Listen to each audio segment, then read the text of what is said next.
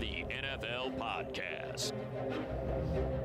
Back at Hollywood Park, baby. From the Chris Wessling podcast studio, it's the Around the NFL podcast. Dan Hansis here. We were here, and then we were gone, and now we're here again, and that's good. Greg Rosenthal, Mark Sessler. Let's do it, boys. Let's fly. We're going to be together 3 times a week. 4, I guess, if you count TNF recap. But it's all split up in the same room for like the next, 6 months. Are you prepared for that emotionally? Or maybe the next 6 years, Mark Sessler? 6 years is a tremendous stretch. I don't predict that for myself. But I will say that I can tell that Greg is extremely enthusiastic about returning to our office, because I do like podcasting together. Well, but within, Dan and I witnessed this, that within, a 20 or 30 minute span, Greg was networking with roughly 5 to 6 people, just, at their desk, confabbing, going through some talking points. So Greg's back in his element. Literally, there was one person, and that was to ask to approve my new computer request. Not accurate. This is what it's like right now. I would say that Greg's excited to be here. I have to be honest. I feel pretty happy to be here. Oh, this is for the two of you. I like it myself to some degree, but Mark's car is running in the parking garage right now. That's and we started 34 minutes late. So there always is a little bit of shame that you feel like when you enjoy your job around Mark. It's like he's like, no, please don't. Like I think I've been a good sport, have I not? I mean, you're always a good sport, Mark. Oh, well, that is not the case. I'm trying to be, exemplary right now. Well, how you doing, by the way? Because I know on top of this controversy, being back in the office, you had that tweet. I do not understand any adult who drinks milk, and you're getting big milks coming after you, as I understand. I'm getting killed essentially by like the nation of Norway and big chunks of the Midwest, where I'm now alerted to the fact that there are men in their 30s and 40s who are drinking, systematically, habitually every night, large warm glasses of milk before they go off to sleep. I've been, I threw out the first missile, so you've got to be prepared for what's coming back at you. It's not a conversation that I wanted to continue necessarily, but I opened the door, and I'm being told by many people that I'm being judgy, that if you're an adult and you like to fill your body with the, what's coming out of a female cow's body parts, and you want to put that into your body, and this is the part where Mark talks about anything food related, and it sounds like an alien in a human body trying to fit in with society. Well, it's like let's quick. What can I put in my bloodstream? Like a tremendous amount of like bovine estrogen. Good idea. But you know what? To each their own. I should not have tweeted it. It went in a direction I found unrewarding. You know what, Mark? It is 2021. This toxic masculinity that you're spewing. How about bovine estrogen is something that every man could use? That's at this point, I think that's the new direction. This isn't He-Man anymore. We're not watching G.I. Joe. It's not 86 anymore, Sessler. It's 21. Adapt and adjust. Well, I feel like it was probably more acceptable back then, but I will. All right, today's show. All right, so we got Mark. I don't know if we're going to have Mark in January, but we got him now. He's in the office with us, and today's show, it's a good one. We're entering week 3, and a thought I had today was this is kind of the last call for certain bandwagons.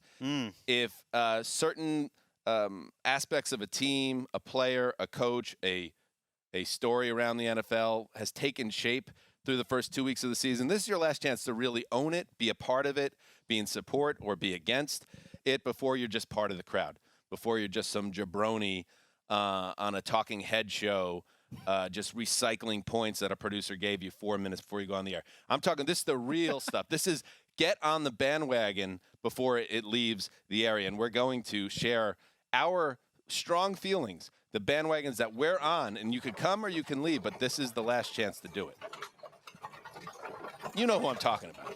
I'm not naming names. It's some people, It's whatever the easy take is. There's no real takes involved. There's no heart behind it. These are takes that you have. There's something in your heart is telling you, this, I feel strongly about it, and I knew it before you did. No, there's been an eye-opening lessons for me in this business of how many people speak on TV that literally only watch while they're there on Sundays at most. And some don't even do that. They just Right. that's what they do now. I mean, there's They show up and they go. there's age-old stories of one or two Hall of Fame NFL players at our network, no longer Easy. at our network, who No, never needed at to our be network. shaken from Never a at our- couch while No. in a deep sleep. Before, Only at the other one in Connecticut. Never, or another LA office. Never this one. Now. Well, not according to my reports, but okay. Also, Thursday night football preview with the tiny box. Panthers at Texans. We got off to a hot start with primetime, but we're getting Lions Packers, which we'll talk about next, and then Panthers Texans over the next two games. But maybe we'll get some fun out of that game and we'll preview it. But yes, before anything else, let's finish up week 2 with a Monday Night Football recap. Four-man rush. Rodgers sets, catches him, throws a line drive down the middle. Caught in stride. Pass mark, goal line, touchdown. Robert Tonyan, the tight end. A 22-yard laser thrown by Aaron Rodgers.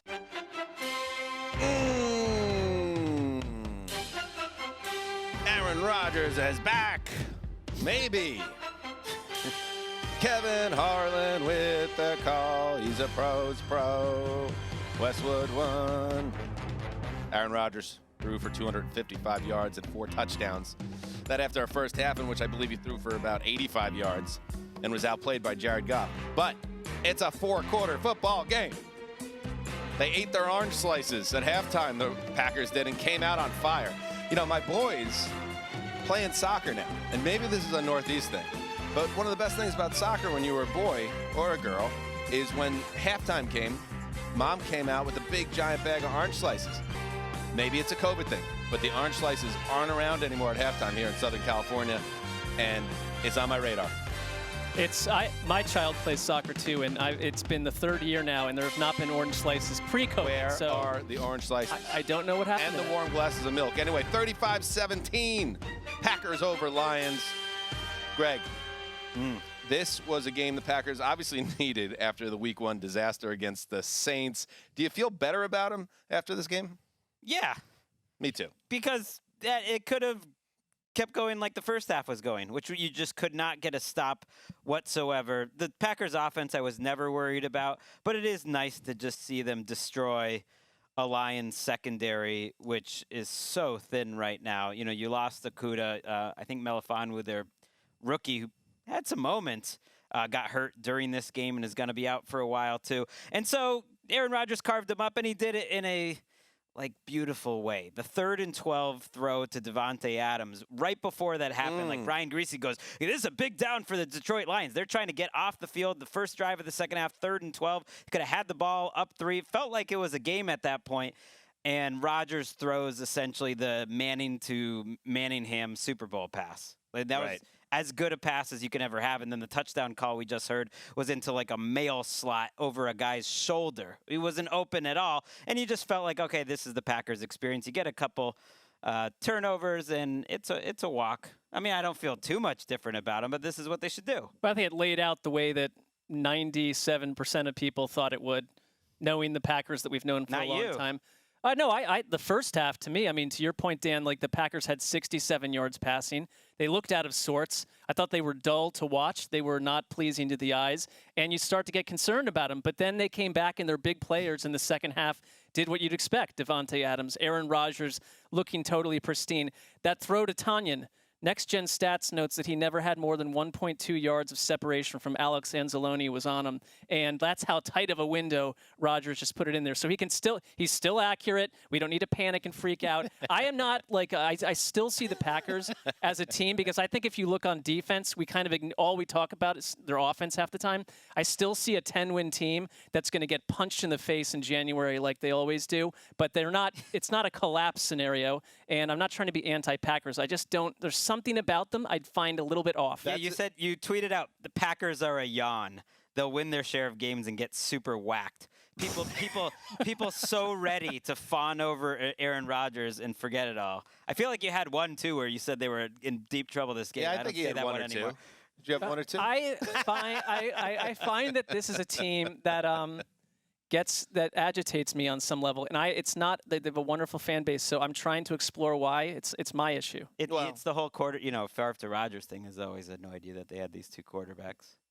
It is that. I mean, any fan of a team that struggled to find a quarterback, it is definitely on your radar that you go Favre to. Speaking of Favre, I mean that the secondary ESPN telecast, which I think is off to a good start with Eli and Peyton, their kryptonite is the 2021 Brett Favre on a delay. I could not get through that. So last week on the Manning cast, they were blessed with a bunch of really good guests, and it lifted the show. And Favre, who I think was trying to fix his satellite dish or something to get his image correct. He has the old 80s satellite dish that my father-in-law, Bob Bates, has at the old farm, and just pointing up at Mars or whatever, and that's how you watch TV. You imagine Favre is not up with the times in terms of You can sort of see why he's faded into the woodwork to some degree and not popped up as a broadcaster, because he's they're say, what did you watch the first half? Any impressions? Yeah, I didn't see any of the first half. Well, great to have you on. But to break Brett, it down the you game. know we're having you on for the Monday Night Football game, right? I don't even know if he knows where he is. But, yeah, the Lions, if you were a Lions fan that fell asleep at halftime, I hope you're not listening to this right now, and I hope you've stayed off the internet and any other sports-related news platform, because it was pretty special for a while there. And Jared Goff, he almost had me. Where I started to say to myself, oh, is Jared Goff going to put together a big-time season? I've already said that I think he's going to have a nice fantasy season, but maybe this revenge narrative, and he spoke about it at length with the Monday Night Football team ahead of this game, that it did drive him as you'd think it would, but things just fell apart in the second half. And I think the Lions just are so talent deficient that this is going to be their story. Even if Dan Campbell has the team pointed in the right direction, they're going to have these spurts of play, but then eventually get overwhelmed. So that's where the Lions are as a team. Is the Packers, and we're going to talk about it more on Thursday, obviously, but their Week 3 Sunday night game against San Francisco is a great early measuring stick where the Packers are as an organization. But part of me is a little bummed.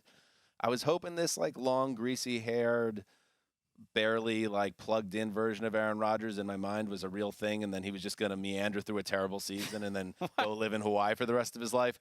But he kind of looked like Aaron Rodgers, and I know Packers fans are pumped about that. They're working through things. Everyone is. It's week 2. They put Stokes, their rookie, out there for 44 snaps. That changed their defense. He had a good game. We'll see if he has it when he's not covering the Lions wide receivers. Their pass pro seems like they're still kind of working through some things. Aaron Rodgers took a few sacks, but it was okay for the most part. They're playing Devondre Campbell, the former Falcon, basically every snap at inside linebacker. The defensive problems, I do not think have gone away. And I found it very interesting. Dan Campbell said after the game that he kind of put it on the offense, that we need to win shootouts, was basically what he said. I thought Anthony Lynn called a great game. If you look at what the Lions offense has done the last 2 weeks, it's been pretty tough to prepare for with a bunch of receivers that you have no idea who it is. You have a very good offensive line. I think they're going to throw a lot, but you basically got Jared Goff's negative college scouting report in that second half. The whole tiny hands thing that everyone was fixated on, and then it gets raining and he can't hold on to the ball multiple times and he panics when he gets pressured, and then you got the whole Jared Goff experience. You had the beautiful throws from the pocket, and then you have this is why Sean McVay dumped. Yeah, their second half drives where they went out on downs, a fumble, a punt, an interception, and downs. It's just it's the classic bad team in a division who cannot go 4 full quarters with the giant inside the division. One positive, though, because you are rebuilding, you need to hit on your draft picks. Penei Sewell played a good game. Only 2 pressures on something like 39 pass blocking snaps. No, I think they kind of stumbled into the overt solution. Sometimes you need help to do what seems obvious to others. But, all right. Oh, before we move on, in the lead up to this game, Jamal Williams, now a Lions running back, formerly of the Packers, had an entertaining little soundbite in his meeting with the media ahead of this game. I just wanted to play that for the audience and boys. Y'all act like I left on my own. Golly, I didn't do it. Shoot, if I could have stayed, I could have stayed. If I can't, they didn't want me. Like that ex-girlfriend, shoot, I gotta go. But gladly I got a rebound. It was the Lions. They picked me up. You know what I mean? Now they feeding me good, taking me to dinners. You know what I mean? Another man's trash is another man's treasure. So, but I'm just having fun, man. It's part of life. You're gonna have those type of rejections. You're gonna get turned down. You're gonna get, people ain't gonna want you, but when you get your shot and opportunity again from somebody who will give you your shot, you just got to take that opportunity, be grateful for it, and make it count. That's so true. It's funny because I like the way he speaks and his viewpoint on his professional football life, but there was real wisdom there. I don't know if you guys have ever been in a relationship and maybe you weren't the one that terminated it and you have to find a way to move on. He's talking football and he's mixing in the ex-girlfriend analogy. It's so true. You got to shake it off. Somebody else is going to feed you and take care of you down the line. Just don't dwell on the past. I know that when I'm, terminated from this place of employment and picked up by West Texas Sports South, I will have the same attitude and probably say much of the same lines. That attitude and his personality is one of the reasons I think they made him such a priority signing. He is like the ultimate Dan Campbell.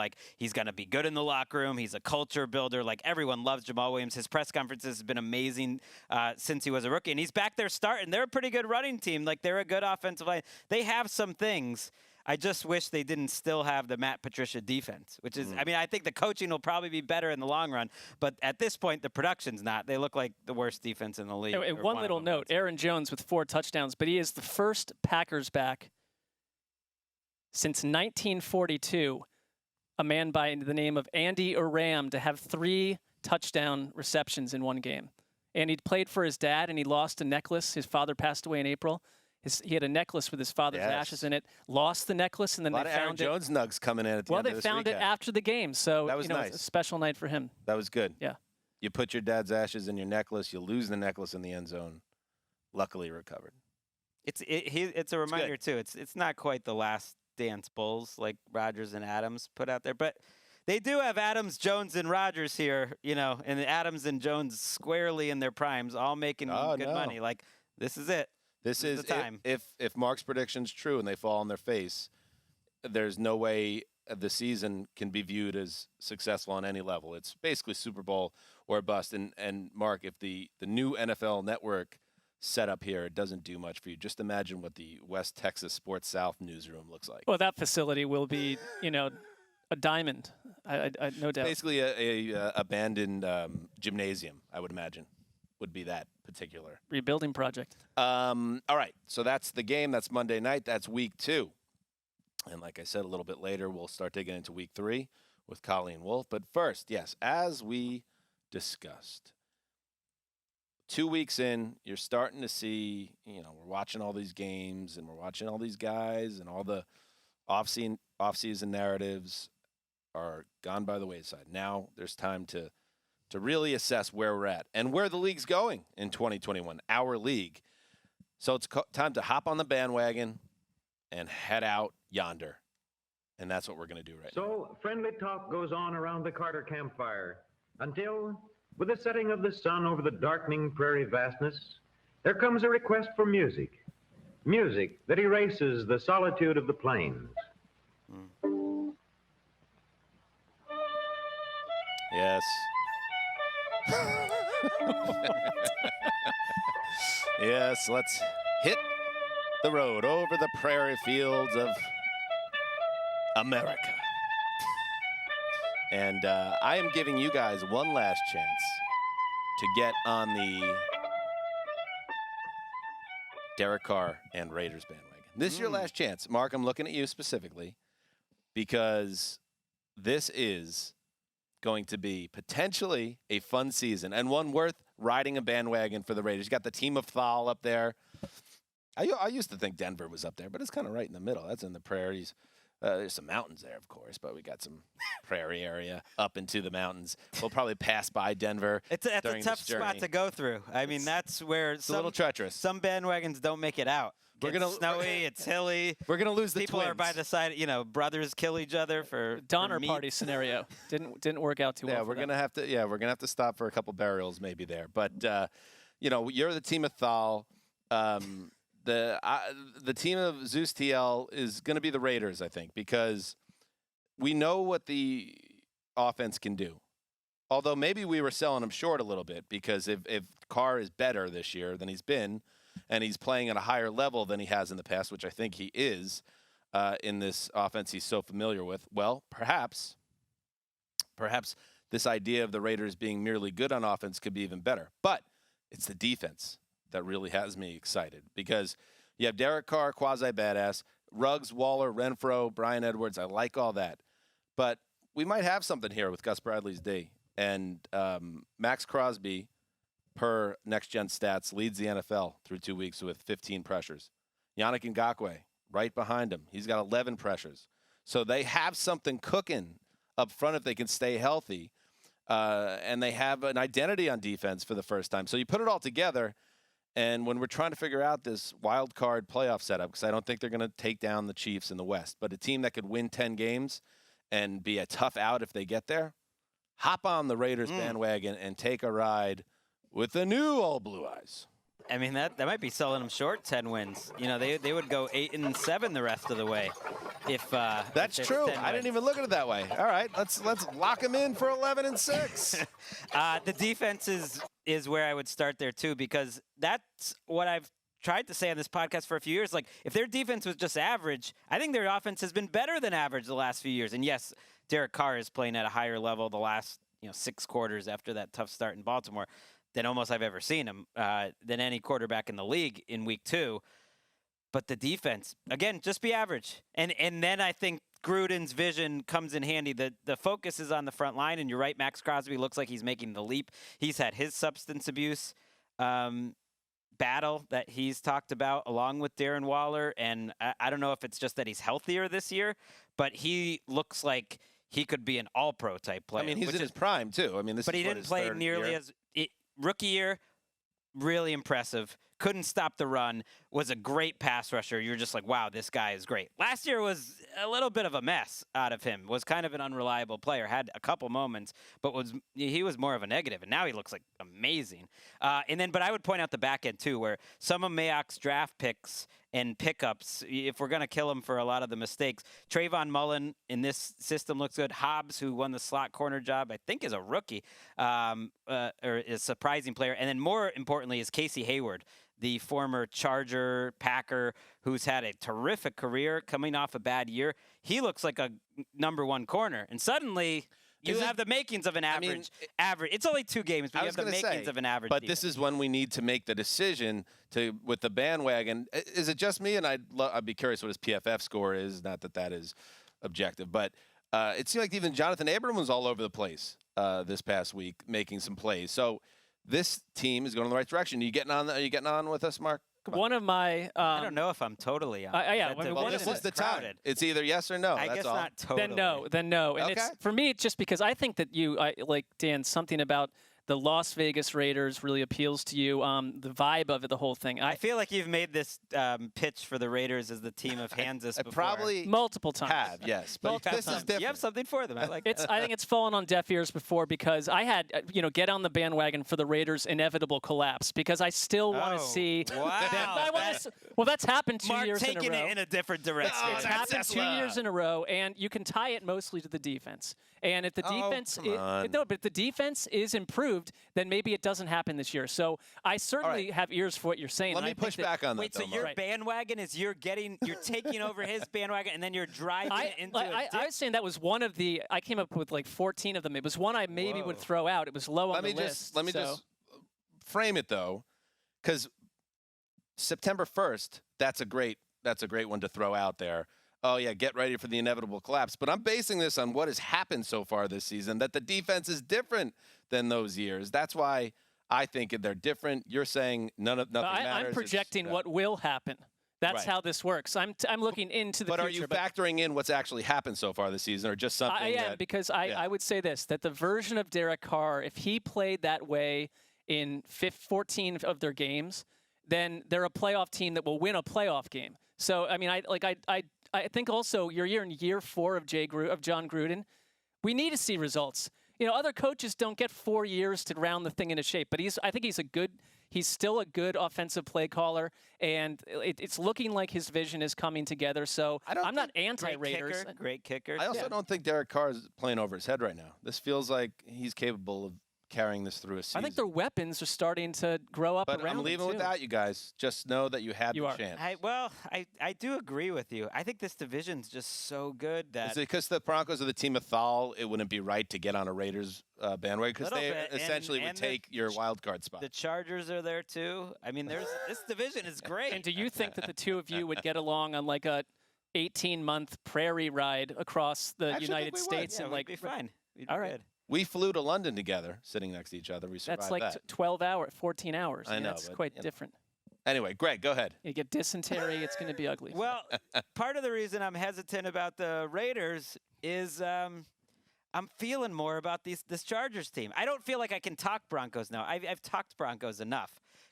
So look, I love this Broncos team. I think I said their ceiling is a 12-13 win team, and nothing in the first 2 weeks has changed my mind on that. Fourth in DVOA through 2 weeks. 12 or 13. They could be like a very good offensive team and a great defensive team. We'll see. But the bandwagon I'm driving here today is for Derwin James. And it's for the Chargers overall, but it's especially for Derwin James having the comeback player of the year season, having maybe a defensive player of the year type of season. I just get the feel of how Brandon Staley is using Derwin James through 2 weeks is so encouraging, and he's flying around doing so many different things right away that I'm just getting a great Jalen Ramsey in LA is Derwin James in LA for Brandon Staley type of vibe. And with Herbert being as exciting as he is, I know they're coming off of a bad game. Like, I think this team is extremely dangerous. And for some reason, I was hesitant to totally get behind it. And again, I'm kind of playing the hits here with the Chargers. But it makes sense when you look at this coaching staff and you look at the skill set that Herbert has and the way they're putting Mike Williams into position as like a true sort of X receiver, maxing out his talent. Eckler, I just see it all. There's still sloppiness. They've had a lot of bad finishes to drive through 2 weeks, but that's the type of thing I think you can figure out through the course of the season. And I think with Bosa and James, two possible defensive player of the year candidates on the same team, watch out. So Get on the bandwagon. The Chargers bandwagon. The whole division's a bandwagon. you can't double up the bandwagon in the division. That feels impossible. Why but not? I we like have three right now. you can't be on every bandwagon. I guess if those You got to pick a those bandwagon. would be my two biggest ones in the whole league, though. And if they both win 11 games, You I can't think- Marty I think McFly that's it in right. Back to the Future 3. If they both go 11-6, then wasn't I right to be driving both bandwagons? Okay. All right. Now, Those are you division at games all are going to be good. Are you all at all spooked that the Chargers still did a Chargers thing this weekend? They opened up their building with fans, 12 penalties for 99 yards, 2 touchdowns called back on penalties, find a way to blow the game to a Cowboys team that was trying to essentially hand you the game, but somehow kicks the 56-yarders because in that situation the Chargers end up losing. Like, are we at all worried that, and I know Brandon Staley's a god and all this, but like, are we at all worried that it's still the Chargers at the end of the day? I am not. And it's you can dismiss the Brandon Staley as I'm a not God dismissing him, but it's like, all right, I well, understand, but it's- the same thing happened that would happen to the Chargers last year on That's Sunday. fine. I mean, it's a new offense. It's a new defense. If we say the Packers need time to figure themselves out in essentially the same offense they've run forever, give me a break. That wouldn't be the case with the Chargers. I mean, they lost to a Cowboys team that I think is explosive. I come totally with Greg on the Derwin James thing. I think it was our network show that I mentioned, and it was kind of like saying he'll have his best season. Yeah, well, how can he? Because he was already, all these other things before he was hurt. But you can see it, and he's that kind of player. And you pair him with Bosa, and you've got what I do think is a good coach, and you've got a transcendent quarterback. That there isn't really much of a more simple recipe for success. And I mean, Keenan Allen, give me a break. I feel like the guy, because he's on the Chargers, gets ignored left and right. If he were on the Dallas Cowboys, we'd be talking about him nonstop. I mean, they've got a ton of players, and I see them winning 11 or 12 games. So, to Dan's point, though, they've kind of chargered 2 weeks in a row. They dominated Washington and made they couldn't finish drives in that game and had a couple bad breaks, but they probably should have won that game by 17. And throughout the fourth quarter of that game, you're good, they're charging again. So there is something in the DNA here, but that's why the bandwagon. Also, they can't all win 11 or 12 in this division. It's a long journey. It's a long journey, and to me, they're going to solve things. You're right, because the Chargers, for instance, that loss hurts. The next 3 weeks play the Chiefs, or 4 weeks, the Raiders, the Browns, the Ravens, the Patriots. I mean, oh my God. Well, and ultimately that, I guess that's what also I'm getting at. The team, you got to figure out a way to win that game at home in that spot. But they got a lot of talent. And I thought this was an interesting comment from Staley after the game because Herbert threw 2 interceptions in the game, also made a bunch of big throws. He is a savage in the pocket. And Staley, after the game, was asked about his quarterback. He said Justin Herbert was outstanding. He was the best player on the field. A lot of good players were on that field at SoFi on Sunday. All right, Mark, you're up. I will pick a team that I have never. Last spring and came back for the children and me in July. You'll find things very different out here. Yes. I don't know what's wrong. A little with that prairie woman. talk. There's something wrong with that woman. Play the beginning of that again, Ricky. Tell me if there's. Yes, my husband filed his claim last spring and came back for the children and me in July. You'll find things very different out here. Yes. What? I mean, the pause and then the. Where was this pulled from? It feels like Gunsmoke or something. Somewhere. Anyway, we're back on the prairie with Sessler. Well, this is maybe a team located in a place that we might cross at some point as we go west along the over the United States. Arizona, the Cardinals, a team that I have not been interested in a long, long time. I didn't care about the Cliff Kingsbury thing too much. I was never into the Arians Cardinals the way that Wes was. That was a Wes venture. And I know in our podcast, like when one person like locks into something, you kind of just got to just separate from it because it's too hard to have like dueling love affairs with some of these entities. But the Cardinals, to me, over 2 weeks. I love those Cardinals. What? I love those They Cardinals. were fine. I was never the lead guy on that. I just was like, fine. You felt left out? You felt Greg left out of loves them. Wes loves Cardinals them. There's too much bandwagon. enthusiasm. One of my favorite NFL media assignments was covering the All or Nothing premiere. I think the 2016 or 15 Cardinals.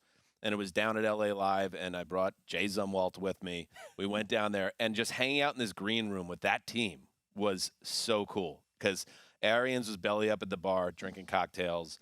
You had a young Honey Badger coming off a rookie season just like lighting up the room.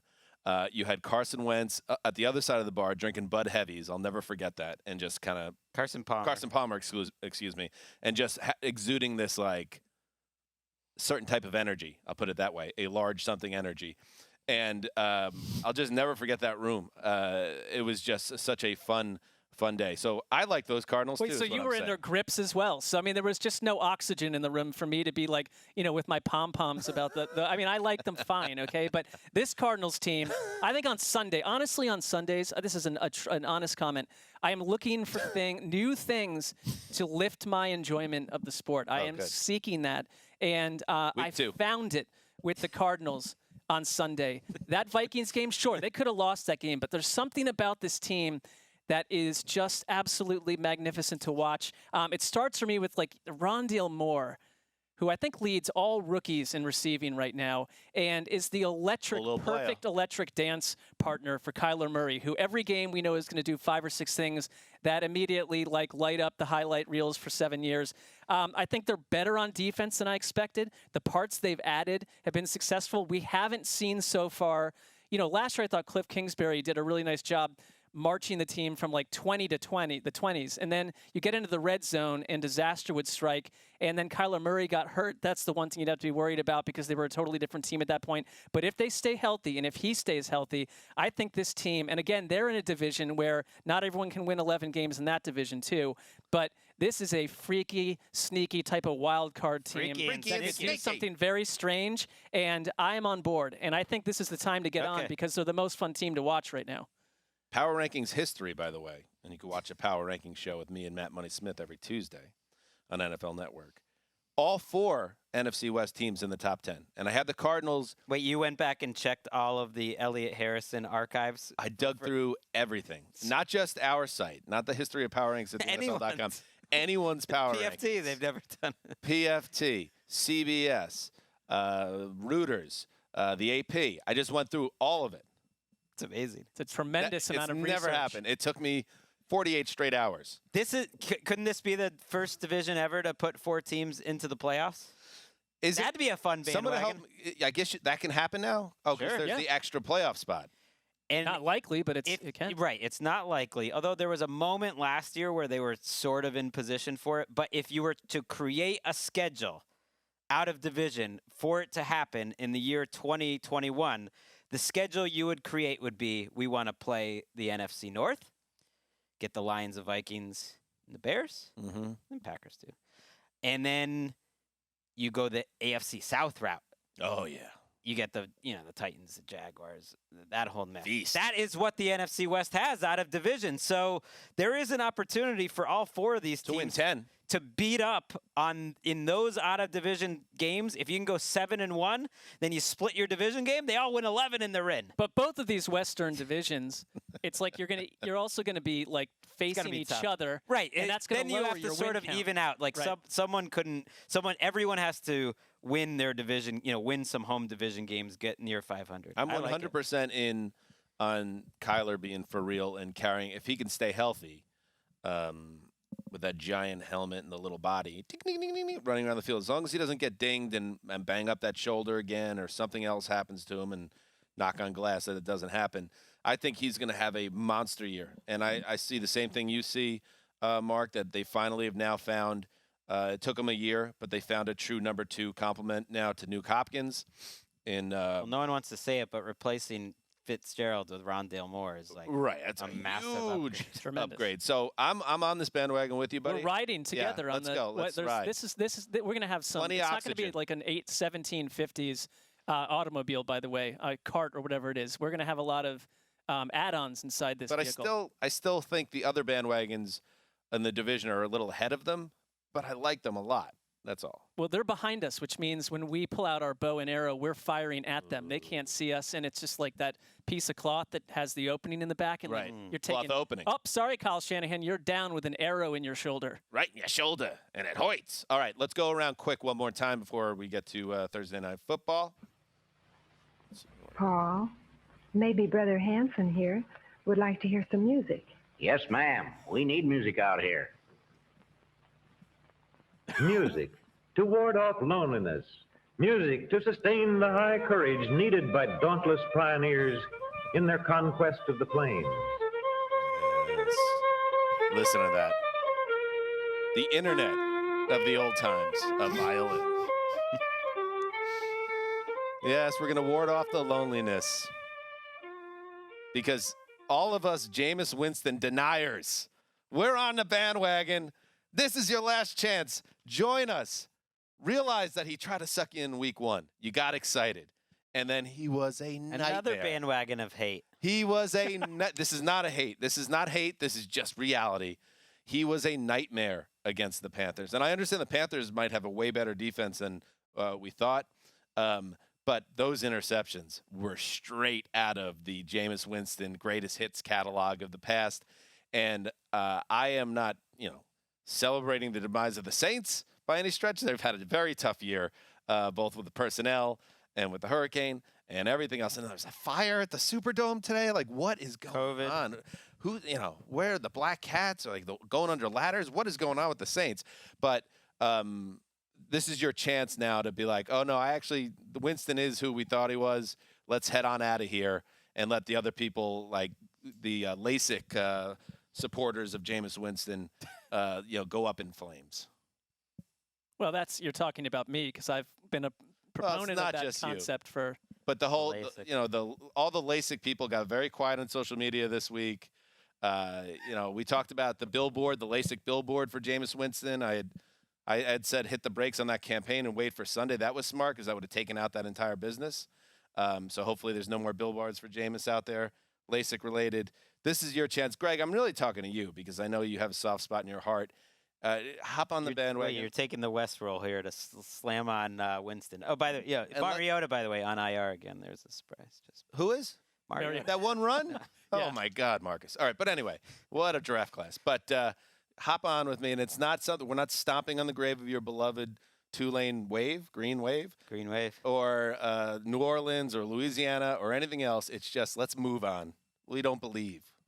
No, I'm not going on that bandwagon. I mean, if any other quarterback in the league was throwing to this collection of players, the excuses that we would trot out would be incredible. Oh, wait a second, though. Look at those interceptions. Yes, Okay, maybe they weren't open. Okay, but that look was at that game. Okay. That game was over by the time he started turning the ball over like that. Anyways, one of them was an arm punt, 3rd and long, midfield. He didn't know it was. James was trying to throw a No, he was touchdown. trying to make a play, but I think there's like a calculated thing there. It was like, it's 3rd and long at midfield, roughly. You could have said, oh, they're in field goal range for 57 yards. Shut up. I like the idea of like anytime you want to offensive line defend was James terrible. Winston, just say arm punt. It was like, Greg, it was 2nd and 2. Arm No, punt. it was 3rd and long, but it was like a long field goal, so it's a question. I'm a loser. I am. I couldn't believe how bad the offensive line was, and I think that's where you might be missing Drew Brees. I mean, the offensive line was dominated in that game. It was very confusing, but so much of it were miscommunications and protection where free rushers were coming. And then it gets a little shaky where, okay, they're missing their center, McCoy, and they're missing Drew Brees to set the protections. So those are the two guys. And like Carolina 8. So I don't know if that's on Winston or who that's on, but if he gets that kind of pass rush against him with those receivers, forget it. I love little Jordan Humphrey. He had one catch and was the leading receiver. But 27 yards, I believe it was. But it's like, he's still like, well, I don't want to slam on little Jordan Humphrey. I'm a loser. He's a big guy. They need to 6'4" convert him to tight end. Him coming out of your break. You do not need him as a starting receiver right now. You need Michael Thomas is what you need. Yeah, you need Michael. I'm not jumping on the bandwagon just because it feels like kind of a bad energy ride. It's like I'm rooting for him to continue to not succeed. I don't know. No, it's just that he won't succeed. So give up the ghost. I can't think of a team in years that from week 1 to week 2 where it's a total personality flip. Yeah, So I kind of want to see another week of Winston before. But then it's too late. I know, but that's why I'm going allowing against the myself to Patriots not this week. need this bandwagon. It leaves without. But all right. But as long as you're not the one destroying Jameis Winston a few weeks from now because you waited too long, the bandwagon's gone. The ramifications of this game keep changing. I mean, All right, Greg.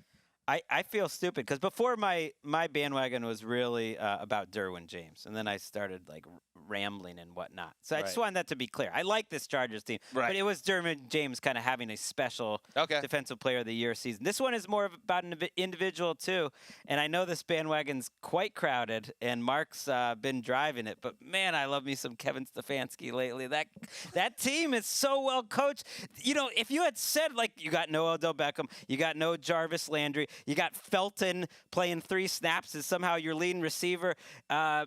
You got all of the different tight ends, Harrison Bryant. Like, I just love the way that they attack opponents, how it changes each week, how they're cohesive, the decisions that he makes. I like the little smirk he makes when David Culley makes a really boneheaded punt instead of accepting a penalty. And Stefanski's like, yeah, that would never happen in my Cleveland thing. It took me a little longer to warm up to, but I'm just thinking like, is this going to be a top 5 offense no matter what's going on? Because I'm giving a lot of the credit to the coaching. I am. Sorry, Baker, but I'm giving a lot of credit to what's going on in the running backs. And it's just I like good football, and it's just a fun, cohesive offense to watch. And so I'm late on this bandwagon, but I'm in on this Stefanski bandwagon. I will allow you on, Greg, because that was an incredible soliloquy that was music to my ears. I mean, you just have to go back through the years. They had music does soothe the soul.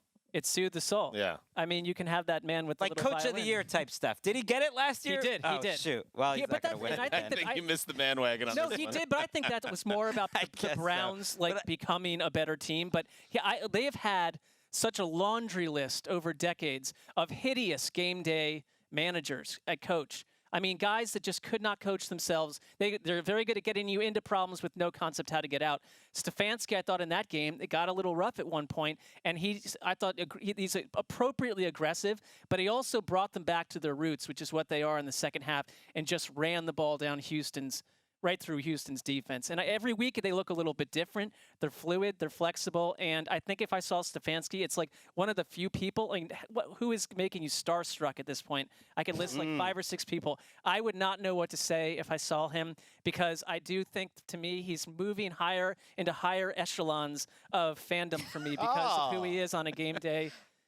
Week after week, as Greg described, I think he's a huge asset for them. I mean, I just made like a cardinal sin, is never talk about the Browns or Jets on my own, because it's like we're going to have that overly covered anyways. Right.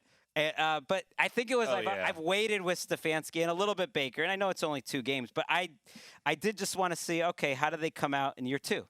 That was incredible, year 1, and somehow I'm more impressed. I don't know. Maybe it's because of the injuries and the variety and the different people they're using. Like, they're not even getting anything out of Peoples-Jones, and I just think they're a beautiful operation to watch. How about you, Mark? I was going to mention Demetric Felton, but I will not because it's been mentioned. I was going to also say that you want to stay on that bandwagon, remaining vigilant for what's going to happen this year. The big news item involving a cheerleader. That was my sandwich prop. Just to keep an eye on that, but I'm not saying that you need to get on that bandwagon. But wait, the bandwagon that something bad is going to happen to a cheerleader? Just to stay vigilant. Yeah, I didn't. It wasn't bad. I'm not on that band. Well, it was just that she's going to make news. That's true. It could have necessarily been. We don't know if it was like positive she was going to be on negative. like a Dateline episode or something. I just didn't feel good about it. So yeah, I'm just saying it was one of the. Well, things he never I had out there. specified the gender, because the Rams have a ton of male cheerleaders. Other teams, the That's ones exactly so it's right. possible. the guys that throw the girls. Those Right, but guys. see, when you assume that it's a female cheerleader, you need to check yourself. I at the know door. you, Mark. Check your privilege. I know you, Dan. Mark, and you're referring to a female cheerleader. All right. Well, so where I really am going to go with this instead is what I am, and this is something that I Monster. just learned in the last couple of days here. What I think is maybe a brewing annoyance on the part of Big Ben with new play caller Matt Canada. He has already resorted to the very weather-worn blow-off line that players give when they were asking about the offense just crumbling against this, looked bad against the Raiders. He basically just, over and over, you'll have to ask Coach Canada that. I love when players start saying that, you've got issues. What, and didn't they make this guy the coordinator because Ben was bad-mouthing the guy before and he liked Canada? I think with Russell Wilson, you can think like they're going to work together well all year long because Russell Wilson seems amiable. I don't know what water that holds with Big Ben, but hold on, one little other thing before we dig in. Okay, because I just want to know, like, with the the segment we're doing here, and I'm all for slinging arrows at teams and players you don't like. Right. But what bandwagon are we talking about? This is the Big Ben's brewing annoyance with Matt Canada bandwagon. I thought I was struggling with the concept here. All right. Well, I had a bunch of positive ones. I gave you a nice little thing about the Cardinals. Big Ben's brewing annoyance with the offensive coordinator bandwagon. Let me add this Mark, second. I capitulated and gave you a little nice one about the Cardinals. Now let's get the second knives. point. After he kept saying you'll have to ask Coach Canada that, he turned around and said, we've got some really good football players that you want to get on the football field. So if you don't have them out there, they're sitting on the bench doing nothing. Well, you also have the James Washington. Who was he even talking Well, I don't know. about? Certain packages when people weren't out there, but for him to say that By the way, you also is have, the opposite of what's happening on functional teams. you have some Big Ben bingo cooking here because now there's the report confirmed by the team that he has pectoral injury. I'm sure that will not come up again if the offense continues to struggle. I love the drama because he also kept trying to say, like, during the press conference, right after the game at least, that he needed to improve. And the local reporter, or Mark Caboli, who was always a Sheck guest for The Athletic, thought that it was almost in direct response to something Chris Carter said, which I guess got attention, that Ben always makes excuses and complains and brings attention to himself. So Ben, like a sort of like a child, the next press conference just goes, every answer he said, well, I have to do better. Like a child. Just like in a response, like he was like subtly passive aggressively going back at Carter by just like petulantly saying this. It was amazing. What was that, Ben? I think what you're dancing around, though, ultimately, Mark, and maybe it'll be more clear within the segment's constraints here, is the AFC North is moving on without the Steelers bandwagon. Why don't you just throw it out there? Because I know that's what you really mean. I can't say that yet because I still always feel like It's your own bandwagon. Tomlin, this is more Big Ben's and brewing annoyance with Matt Canada. Does not mean I'm saying they're going to win 5 games, but the offense, I think, has the offensive line which was a mystery coming in, feels ill-prepared. We'll talk more about the Steelers on Thursday, but I think we're on the same page. I think you're dancing a little bit around your own bandwagon here, but I think I know where you're going. All right. Well, I can do that around my bandwagon. I can park it in the middle You of do the whatever you field want. and Let's hear do that as I woman please. again. You know, I just that lady. Before we move on, just kind of Colleen. Yes, my husband filed his claim last spring and came back for the children and me in July. You'll find things very different out here. Yes. Yes. It's like, is she medicated? She This sounds is like very the very like 1600s? under People the, talk sort of differently. 1800s? Just like stylistic ways of speaking have changed. Yes. like a drug-induced Scientology scenario. But the other woman, very stern. I like that. You'll find things different out here. I like that. I like her style. All right.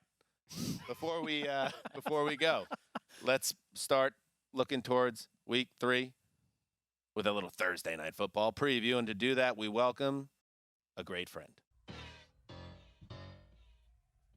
606 buried this beat.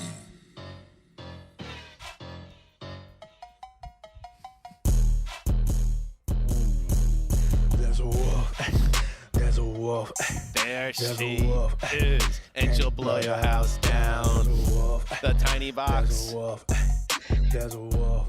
Connie Fox. Blow your house Some down. call her Don't Colleen mess Wolf. with her. Don't Welcome back. How you like our studio? Hey. Bunch of fancy. Yeah, what are you boys. guys in the studio, you suckers? Why are you at home You're in anymore? a huge box right now. This is no longer tiny. Tiny box and a big box. Yep. Hey. Yep, that's your new name. Huge box. All right, listen, Colleen. Let's get I don't like that one. Let's get into Thursday do night I. football. And everyone should know by now that Colleen is the host of Thursday Night Football on NFL Network. And I was a little upset about Young and Sweaty, and you didn't have a chance to get them up on the platform last week. Washington's defense didn't really play a starring role. But we get another shot now here with Carolina Panthers at Houston Texans.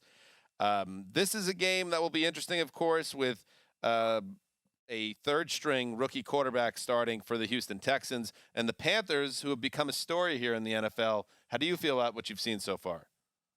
Well, I was just wondering, like, do you have a young and sweaty style nickname for anyone on this team? Is there anything I need to work towards to make up for from last week? Let me get back to You you have on any, that like- one.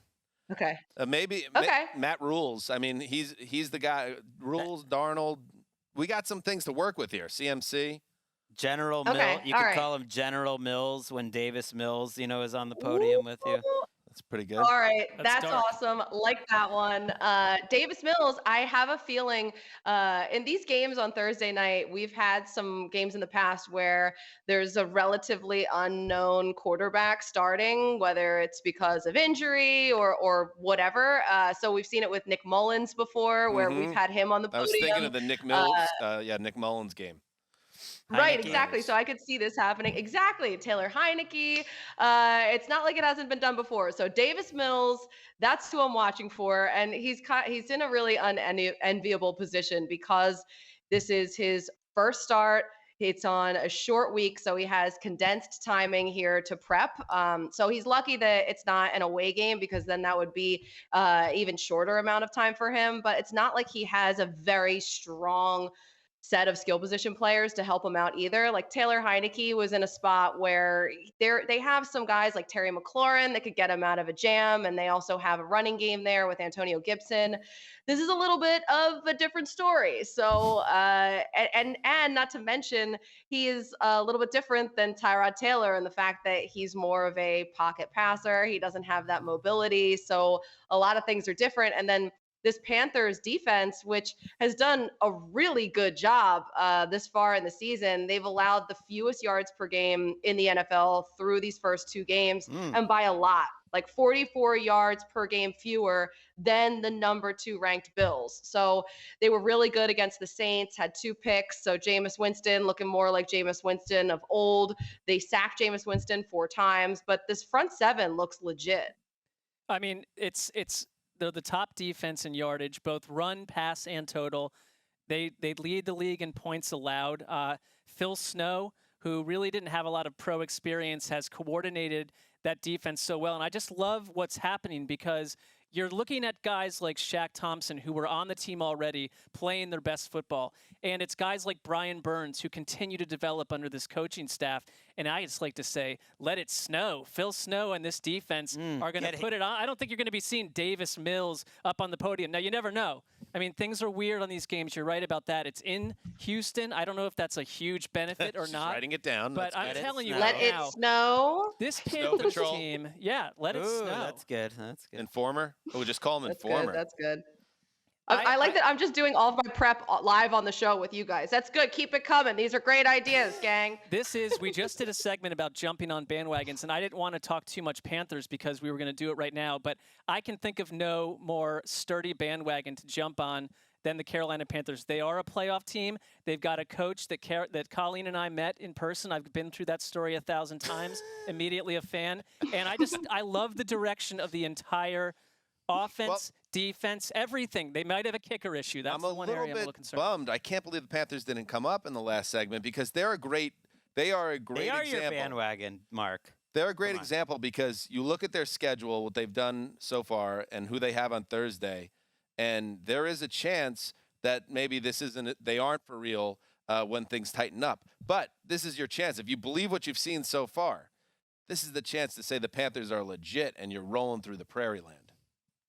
Yeah, and we've talked about, me and Sessler mentioned that we met Matt Rule. I actually covered Matt Rule when I was back in Philly, and he was the head coach at Temple. So this team, it's looking a lot better, even in that secondary. I feel like the secondary of the Panthers has improved too, because we've talked a lot about the front seven looking really legit with Brian Burns and Hassan Reddick and Morgan Fox. Morgan Fox, who 8 quarterback pressures last week, a half a sack. So they can do so many things up front. They can really switch it up. They're really dynamic. They're so fast. But the secondary, too, they should have a pretty decent time limiting the Texans receivers, because you're not really going to have a threat of, I think, the deep ball from Davis Mills. AJ Bouye, he'll be back from Davis suspension. Mills has got a cannon. If nothing else, Davis Mills might uncork a couple. Brandon Cooks? I don't know. Hey, maybe you're right. That's actually a good point. So maybe the Panthers secondary will get exposed by Davis Mills. That's something to watch for. Listen, weird things happen on Thursday night, and Connie, Matt Rule had my heart when we met him at the owners' meetings, and I asked him, "Do you like the Hamptons or the Jersey Shore?" And you know where he went. Now Connie's more of a Southern Tip, Exit 3 type girl. Garden State, the Wildwood region. I'm more 7S, Garden State. Yeah, I'm more the Belmar, Point Pleasant, Seaside Heights. Is that like Wall Township? Wall Township. Devin Keith live in Spring Lake. I like that area. But if he's Jersey Shore over the Hamptons, he's good people. Yeah. I mean, at least we can all agree on, like, the Jersey Shore is really amazing and nothing like what people think it is. Right. It is dawning on me that actually I don't think Matt Rule ever would have approached me except that I was with Colleen. It was only at this moment not true. I'm starting to realize that's so probably true. true. He's so good. It's not true. It's Not true. definitely true. Great guy. It doesn't matter. It's still cool. It matters a little bit. He was but still a nice guy. He still was very nice. I'm disappointed that Tyrod is gone, because when it was halftime, right when he got hurt, when we found out that he was going to leave, they were giving the Browns everything they could handle. At that point in the season, they were as good as any team in the NFL through 6 quarters. Even after that, like, they've been really respectable on defense. I think their offensive coordinator, who they kept from the previous regime, Tim Kelly. Did you say any good as any team in the NFL through 6 quarters? That's crazy. But, You'd have to say they were as much but as they a played surprise. very well. I They get it. All right. absolutely blew out the team they played in week 1, and they Yes. were playing the Browns maybe even better. I had to channel the spirit of Wes, because okay. Wes would have said That's something fair. to you there. I had to say. And Tyrod, and yet I think they can't make this number big enough for the Panthers not to go over it. I think they're going to destroy Davis Mills. I thought Davis Mills had a touchdown drive last week, but was a bit of a mess. Was miscommunications, throws behind players, didn't look ready for it. I'm embarrassed how much preseason I watched Davis Mills. He's going to have like a couple like Mettenberger or Mike Glennon type throws in there, but he's not ready for this. Like, he is not ready, and they're going up against a pretty well-run offense too, with Sam Darnold hitting those first reads. That they've figured out the protection there. Like I think you're gonna get a dud. I think Davis Mills is gonna go up in I think flames. Colleen's going to be sitting with Sam Darnold if things go right for the Panthers offense. That would be the favorite. You got to get McCaffrey or Robbie and someone with a little personality. Oh yeah. Well, I mean, you know what? Sorry, Darnold. With Sam Darnold, it's kind of crazy when you think about the Saints struggled more with Darnold than they did against Aaron Rodgers. Like, it's just been kind of a weird first 2 weeks of the season. Could you, if Darnold is on the podium, could you call him S-Darn? S-Darn. S-Darn. I could put that in the list for maybes. Right. Okay, that's like a no. potentials. That's not happening. All right, S-Darn. we tried. It's Connie. very It clear doesn't that won't be flow that happening. great. Travel. That's Sessler's nickname. So take it. Doesn't up with him. flow that great is the creation that I came up with. Fair enough. Oh no. Connie, Sorry, I take it back. I take it back. It's too late. Let's fix that in post. It's out. It's out. Hey, got any Tito's behind you there, by the way? I don't I'm see sure any. I do. All right. Yeah, well, maybe Tell maybe Joni- it's gone from last night. Tell Joni when I came over with Sessler for our little Once Upon a Time in Hollywood viewing party, where things got wild over the summer. He didn't have the Tito's. And when the No, new but he old did Blue have Eyes come mezcal, in, I heard. He did, and that was a nice tie. It's fair to say that not everyone viewed the same amount of that movie that evening. Anyway, Connie, safe journey. Enjoy the game, and we're proud of you. What a journey you've had. Well, what a career you've built. But it's all over, guys. It's all downhill from here. Listen, I promise, though, now I am going to work in S-Darn just to make good on this. So All it's right. going to happen at some point in the pregame show. Also, S-Darn is also a happening. name drop. You have to name drop my name as well. So just add that Okay. to the list of priorities. My God, there's so many things. Okay, And one I more got thing. it all. You remember Informer by the artist Snow? Yes. All right. The name of his album was 12 Inches of Snow. So if you want to throw that on the list as well. Great. All right, I wrote that one down too, gang. All right. There she goes. Connie. Goodbye. All right. What a joy. I mean, she just brings the sunshine to the program. Absolutely. I agree with you. Program note before we sign off. The Around the NFL broadcast, which is flying 2 hours every Friday on NFL Network, or Saturday, I should say, excuse me. You could watch it digitally on .com on Fridays, but it is on the network on Saturdays, is now also on Sky Sports. So if you are an international listener / viewer, check out your local listings. And we are on Sky Sports now, and we were getting a lot of feedback on social. People That's were Saturday excited. afternoon as well. Yeah, so make sure you check that out. And yeah, we'll be back Thursday with our Week 3 preview podcast, and we'll recap, or Greg will recap Thursday Night Football, the game we just previewed, and then of course Friday, Saturday the television show, Sunday we're back with the flagship program. But that's down the line, one step at a time. Mark, I am with the car's you. idling. Got to get in that thing before it stalls out on you. You can't leave a car running for too long. I've done that before. No, I did a bad job with that. I thought that we would, for the first time in 2 years, actually start on time, and I miscalculated. All right. Do you want to grab lunch with me in the commissary? Just I have chop places it up to a be. little bit? I have places to be very soon after we wrap here. I'm sure you do. All right. Until Thursday, heed the call.